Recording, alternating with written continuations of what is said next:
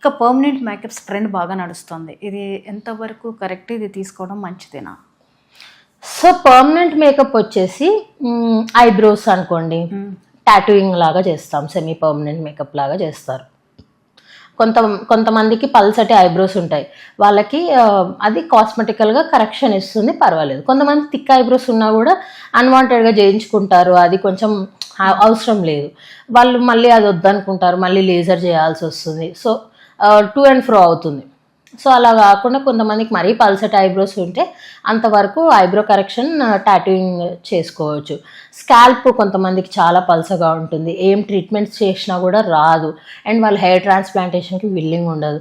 అలాంటి వాళ్ళు కూడా మైక్రో పిగ్మెంటేషన్ వరకు ఫైన్.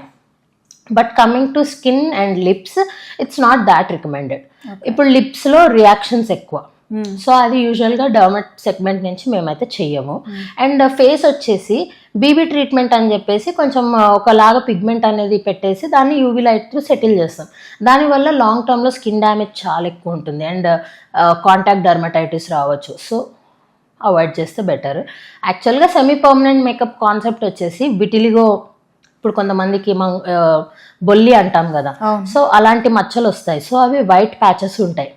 ఇప్పుడు ఇక్కడ వైట్ ప్యాచ్ ఉంది అనుకోండి, అది ఒక టైం తర్వాత గ్రో అవ్వట్లేదు, ఇంకా అంతే సైజులో ఉంది, అంటే లైక్ 3-4 years నుంచి అదే సైజులో ఉంది. అంటే యాక్చువల్గా వాళ్ళ కోసం మనం ఈ స్కిన్ పిగ్మెంటేషన్ అనేది స్టార్ట్ చేసాం, దీన్ని క్యామోఫ్లేజింగ్ అంటాం. సో వాళ్ళ స్కిన్ కలర్లో మనం పిగ్మెంట్ డ్రాప్ చేస్తాం.